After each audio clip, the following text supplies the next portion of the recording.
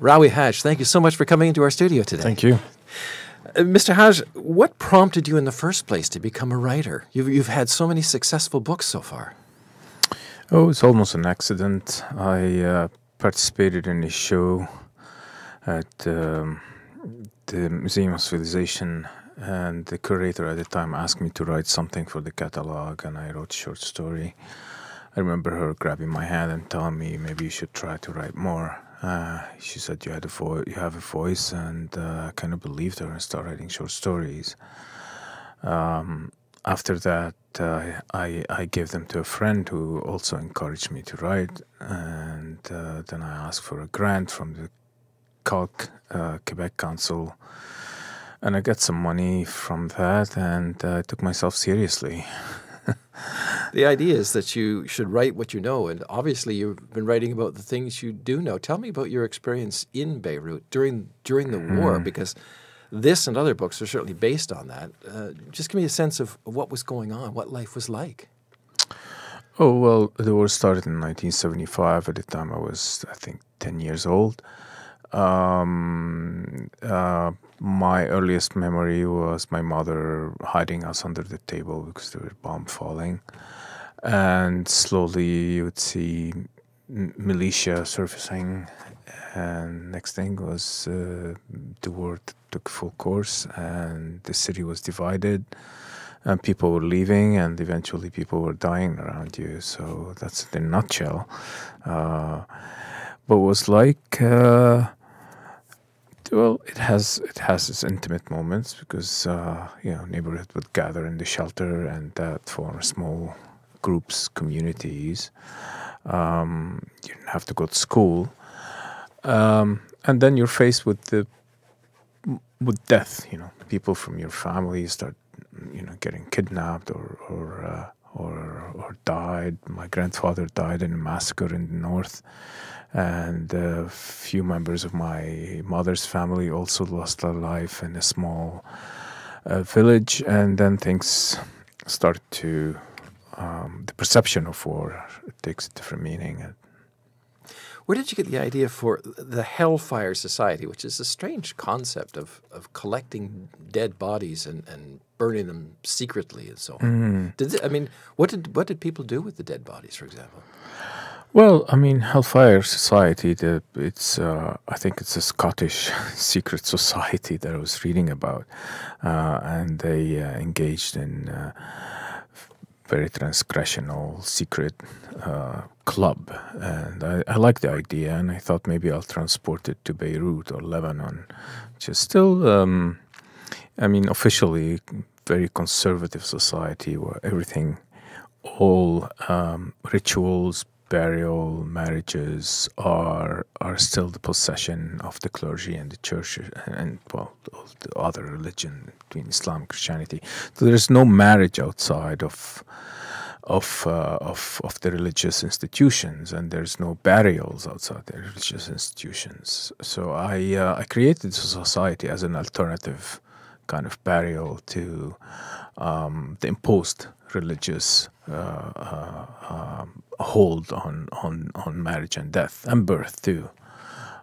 So in a way, it's a construction. It's a statement. It's a political statement. Yeah. Were these groups that requested the services of Pavlov and his father? Mm-hmm. They seem sort of chaotic and as an alternative, a direct opposition to the tradition, but in a chaotic, unpredictable society. It's kind of this odd balance that isn't balanced kind of thing. Yeah, I think there's a bit of madness in that, isn't it? You think people will give priority to the war, but here's a society that is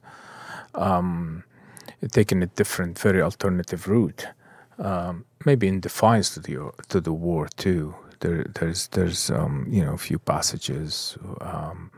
There's a scene where a couple are engaged in a very explicit sexual, encounter, and then I think the narrator says, no matter how we try to be, to be shocking in our sexuality or on our transgression and violence, the war is always winning. It's always more shocking. Yeah. Where did the name Pavlov come from as the main character? Well, that I was writing a scene about church bells, and I made the association between Pavlov's bells and the experiment, the Russian experiment, and the church bells, and I kind of I think that's how creativity works. One thing leads to another, and you make the connection, and that's how I got the name Pavlov. In the book, it seems to a certain extent that there's this chaotic, indiscriminate war going on in the city. A bomb could fall, or a shell could fall, or a mortar could fall, or a bullet could strike out of nowhere indiscriminately. Has sort of nothing to do with two sides traditionally fighting each other. And on the other hand, people are more or less going about their daily business, which that's in this how it society, is in war. That seems strange. It's not strange. That's my experience. I think, in between bombing, we go to school. People dance, gather, have dinners. War is not, it's not continuous, and war kind of tend to move from one region to another. So you get these breaks, neighborhoods that are not bombs, they just go and shop and live their lives. There's a bit of a denial in wars that, that necessary denial of its existence that keeps you going. And I think that was my experience as a kid. Pavlov, the main character, seems kind of disconnected from everything. The war goes on, somebody shoots at him directly, and he doesn't even move, as if to say, well, I dare you. And he picks up a piece of a blown-up body that has been tossed onto his balcony by a bomb of some kind. And throughout the book, he seems sort of disconnected from life. Yeah, at times, I think at times he's disconnected, at times he's engaged, but he's very economical in his engagement. He's when it's necessary to kill, he would kill. When it's not necessary, he would just live an ascetic life. He's removed from everything. He's also an observer, but he's a link between all these characters and these stories.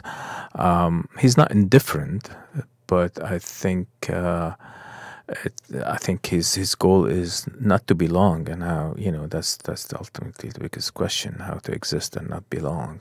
And I think I kind of repeat that character somehow in my books. I think that's the dilemma.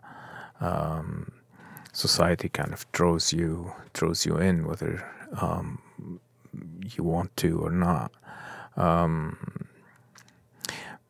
There's maybe like almost like a religious side to him. Was more of I think of him as a monk sometimes, an atheist monk. An insider who wants to be outside, or what exactly? Yeah, well, you put it so well, I guess. To be laconic. we don't want to give away anything in the book, but at the end of the book, another character comes in, and who is also sort of, as other characters have been in the book, defiant of the general society. How did that happen? That the main character sort of leaves, and again, we won't give away anything, but this other character arrives and sort of takes up a new position of those people who have disappeared from the book. Oh, you're referring to the Bohemian, for instance. No. The Bohemian, and later the woman who takes over the apartment, who dances naked, and so on and so forth. Towards the end. I think it's also a family saga too. There's that in the book. I mean, the passage of 3 generations. The book is also about disappearances and extinction, and specifically of a particular minority in the Middle East. If we look now more and more what's happening in the region, we're moving toward much more homogeneous kind of society. Because I think in the Middle East, the people don't understand that religion is also an identity. It's not, and that discrimination happens based on religious affiliation, and wars too. So I was just, I think this book, there's a side to it that raises the question about an extinction of a collective. And some of the characters think that it's part of life, it should be accepted, people should move on. And some character would like to say and resist. But it's also about, and the relation between those who stay and the diaspora, and the return of certain people from the diaspora, and to what extent they're being accepted, or to what extent they're willing to live there, or reintegrate. I was just raising all these questions.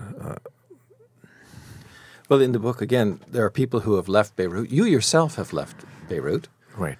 What do you see the future of the city? Are you sad for what it's become, or happy that they're not killing each other anymore? Or how do you see the development of the city that you used to call home? Well, Beirut has a history of destruction and revival. That's the characteristic of Beirut.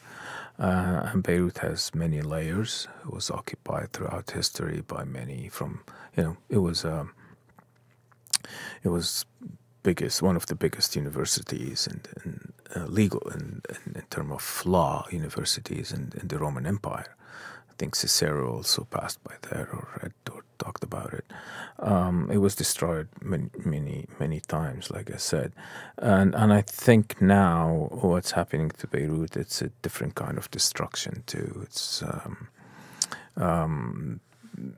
that cultural hub that Beirut represented at one point is being it's disappearing, slowly disappearing.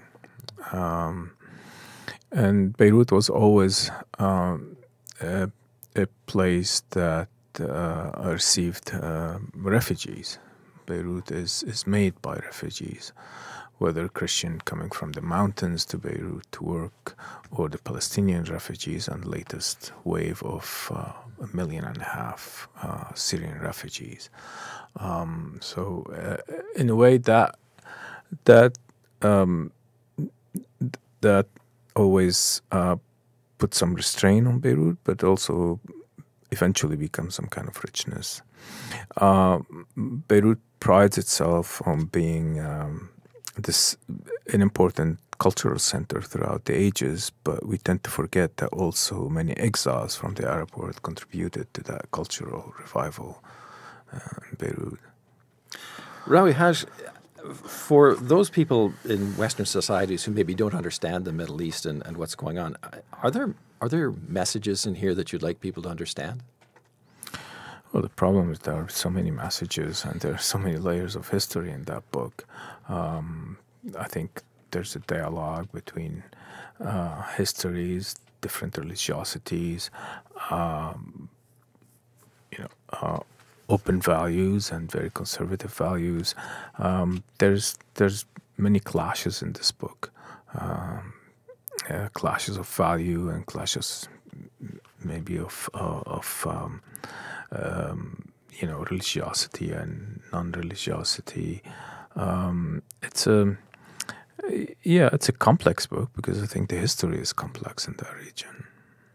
Rawi Hage, thank you so much for coming in. Thank you very much. And congratulations on the Beirut Hellfire Society. Thank you. Thank you.